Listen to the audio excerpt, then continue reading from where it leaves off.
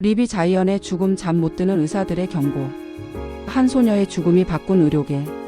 1984년 3월 5일 새벽 뉴욕 맨해튼 어퍼이스트 사이드에 위치한 뉴욕 병원 코넬 의료센터에서 18살 소녀 리비 자이언이 숨을 거두었습니다. 그녀는 단순한 발열과 불안 증상으로 응급실을 찾았다가 불과 8시간 만에 생명을 잃었습니다. 리비는 평범한 대학생이었습니다. 베냉턴 대학 1학년에 재학 중이던 그녀는 아버지 시드니 자이언과 함께 살고 있었습니다. 시드니는 뉴욕타임스의 저명한 기자이자 변호사였습니다. 가족들에게 리비는 밝고 건강한 아이였고 그날 밤까지만 해도 누구도 그녀가 죽을 것이라고 상상하지 못했습니다. 하지만 그날 밤 병원에서는 끔찍한 일이 벌어지고 있었습니다. 36시간째 연속 근무 중인 피곤에 지친 레지던트가 리비를 담당했습니다. 수면 부족으로 판단력이 흐려진 의사는 잘못된 진단을 내렸고 부적절한 약물을 처방했습니다. 그 결과 리비는 돌이킬 수 없는 의료사고의 희생자가 되었습니다. 이 사건은 단순한 의료 과오를 넘어 미국 의료계 전체의 구조적 문제를 드러냈습니다. 19세기부터 이어져 온 철인 의사 문화, 36시간 연속 근무를 당연시하는 수련 시스템, 환자 안전보다 비용 절감을 우선시하는 병원 운영. 이 모든 것들이 한 소녀의 죽음으로 인해 세상에 드러났습니다. 리비 자이언의 죽음은 의료계의 혁명을 일으켰습니다. 레지던트 근무시간 제한, 수련의 교육 시스템 개혁, 환자 안전 중심의 의료 문화. 오늘날 우리가 당연하게 여기는 많은 변화들이 이 비극적 사건에서 시작되었습니다. 리비 자이언은 1965년 11월 29일 뉴욕에서 태어났습니다. 아버지 시드니 자이언은 뉴욕타임스의 유명한 기자이자 변호사였고 어머니 엘사는 교사였습니다. 중산층 지식인 가정에서 자란 리비는 똑똑하고 활발한 성격이었습니다. 베냉턴 대학에서 문학을 전공하던 그녀는 작가가 되고 싶어 했고 방학을 맞아 뉴욕 집에 돌아와 아르바이트를 하고 있었습니다. 1984년 3월 4일까지 리비는 건강상 특별한 문제가 없었습니다. 평소 약간의 우울 증상이 있어 가끔 항우울제를 복용하긴 했지만 심각한 수준은 아니었습니다. 3월 4일 오후부터 리비는 몸이 좋지 않다고 호소하기 시작했습니다. 처음에는 가벼운 발열과 전신 피로감이었습니다.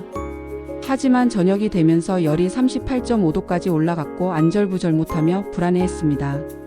밤 10시경 고열과 함께 심한 불안 증상을 보이자 아버지 시드니는 가장 가까우면서도 명성 있는 뉴욕 병원 코넬 의료센터로 향했습니다.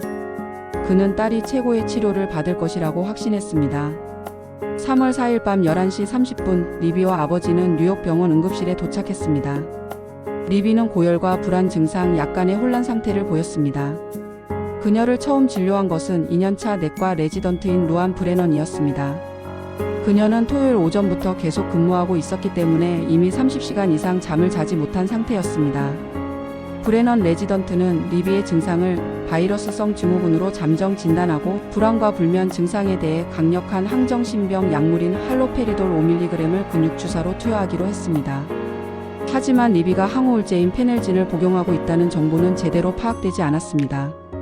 이는 치명적인 실수였습니다. 할로페리돌은 MAO 억제제인 페넬진과 함께 사용하면 체온 상승, 혈압 변화 등을 일으키는 위험한 상호작용을 일으킬 수 있습니다. 할로페리돌 투여 후 처음에는 리비가 진정되는 것처럼 보였습니다. 하지만 새벽 2시경부터 상태가 급변하기 시작했습니다. 체온이 40도 이상으로 급상승했고 혈압이 불안정해졌으며 의식 수준도 점차 저하되었습니다. 피곤에 지친 레지던트들은 상황의 심각성을 제대로 인식하지 못하고 적극적인 대응을 하지 않았습니다. 새벽 6시 30분 리비는 심정지가 발생했습니다. 의료진은 즉시 심폐소생술을 시행했지만 반응이 없었고 7시 15분 사망이 확인되었습니다. 리비의 갑작스러운 죽음에 대해 부검이 시행되었습니다. 독성학 검사에서 리비의 혈액에서 페넬진과 할로페리돌이 동시에 검출되었습니다. 전문가들은 리비의 사망 원인을 세로토닌 증후군으로 결론지었습니다. 이는 세로토닌계 약물들의 상호작용으로 인해 발생하는 치명적인 부작용입니다.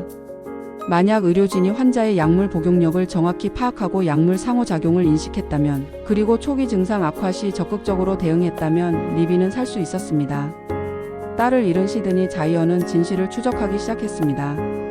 조사 과정에서 그는 딸을 담당한 레지던트가 36시간째 연속 근무 중이었다는 사실을 발견했습니다. 이는 개별 의사의 문제가 아니라 의료계 전체의 구조적 문제였습니다. 1984년 말 시드니 자이언은 뉴욕타임스를 통해 리비 자이언의 죽음이라는 기사를 발표하며 레지던트의 과도한 근무 시간과 수면 부족의 위험성을 세상에 알렸습니다. 의료진의 장시간 근무는 19세기 윌리엄 홀스테드가 존스 홉킨스 병원에서 확립한 수련 시스템에서 비롯된 전통이었습니다. 레지던트라는 용어 자체가 병원에 거주하는 의사라는 뜻에서 나온 것입니다. 1980년대에 이르러 레지던트들은 주당 100에서 120시간을 근무했고 36시간 연속 근무 중에도 중요한 의료 결정을 내려야 했습니다. 과학적 연구에 따르면 24시간 수면을 박탈당하면 집중력과 반응 시간이 크게 감소하고 36시간 수면을 박탈당하면 혈중 알코올 농도 0.1%와 유사한 수준의 인지 기능 저하가 나타납니다. 이는 음주운전보다 위험한 수준이지만 의료계는 이를 무시하고 있었습니다. 리비 자이언 사건이 전국적 이슈가 되자 뉴욕주 정부가 나섰습니다. 1986년 버트랜드 벨을 위원장으로 하는 벨 위원회가 구성되어 의료계의 구조적 문제를 조사했습니다. 위원회 보고서는 충격적이었습니다. 뉴욕주 레지던트들은 평균 주당 95시간을 일하고 있었고 36시간 이상 근무 시 의료 오류율이 300%나 증가했습니다. 이 보고서를 바탕으로 1989년 뉴욕주는 전국 최초로 레지던트 근무 시간을 법적으로 제한하는 벨 규정을 제정했습니다.